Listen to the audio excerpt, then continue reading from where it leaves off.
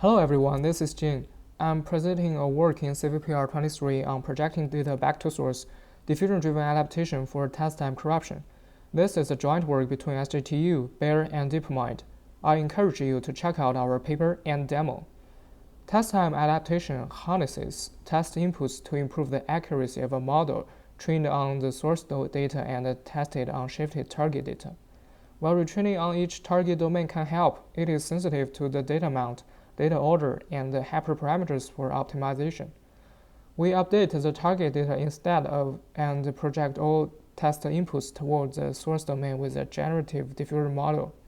Input adaptation by our method is more robust than model adaptation across a variety of corruptions, models, and data regimes on the ImageNet-C benchmark.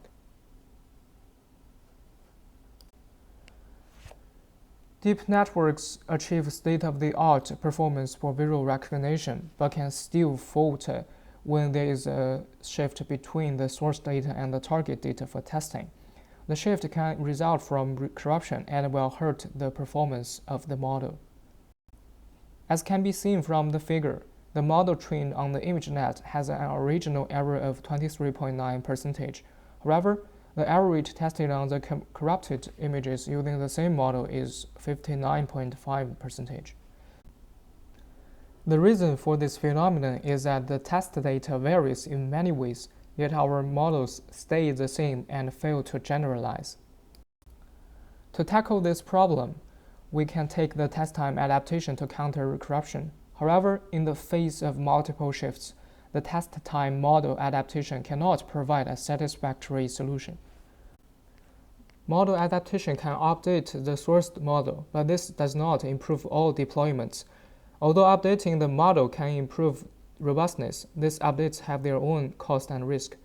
Model updates may be too computationally costly, which prevents scaling to many targets, and they may be sensitive to different amounts of or orders of target data, which may result in noisy updates that do not help or even hinder robustness. We propose to update the target input for all shifts instead. Our diffusion-driven adaptation method, DDA, learns a diffusion model on the source data during training, then projects inputs from all targets back to the source during testing. We augment diffusion with image guidance and classifier self-ensembling to automatically decide how much to adapt. Except for the ability to deal with multiple shifts, our input updates can outbid the model updates in many perspectives. Tricky data regimes are huge challenges for test time adaptation. In reality, we do not always have abundant data at the deployment. In some cases, the batch size for adaptation is extremely small at test time. Besides, the test data may not have correlated orders. The model can encounter dependent data rather than independent data. Furthermore, multiple shifts are unavoidable in the open world. The same or single shift is more like a simple experimental setting, but not a common case. With its input-wise updates, our input adaptation succeeds where model adaptation degrades on too little data, dependent data, and mixed data. Detailedly speaking, our method DDA projects target inputs back to the source domain. Adapting the input during testing enables direct use of the source classifier without model adaptation.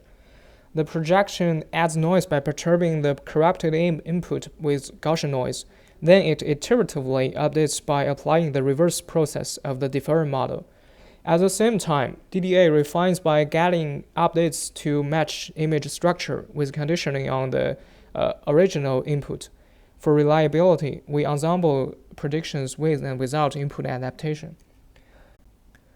Input adaptation by DDA is more robust than model adaptation across a variety of corruptions, models, and data regimes on the ImageNet-C benchmark.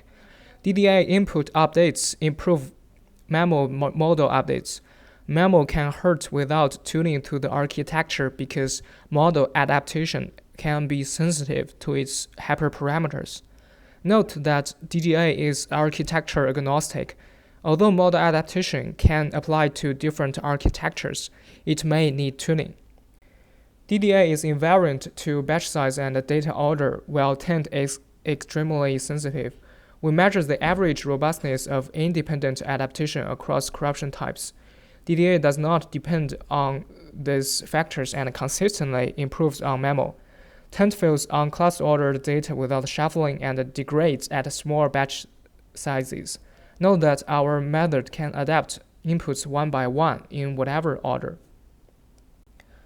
Apart from the experimental analysis from the model angle, we provide a visualization of the diffused inputs to diffuse corruptions. We show both success and failure cases, where the first row is a corruption, and the second row is the output of diffusion. Diffusion succeeds in noises and digital compressions while failing on blurs and weathers, which is why we need self-ensemble to choose how much to adapt. In the figure, the original diffusion output is a red bar, and our DDA is an orange bar.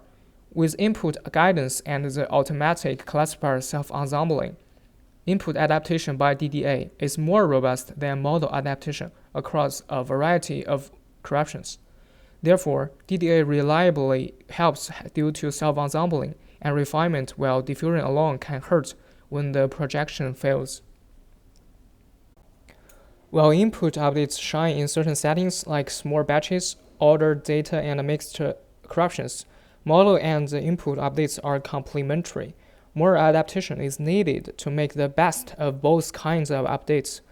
Please take the next steps with us. Come to check out the poster and see our paper and code. Thanks.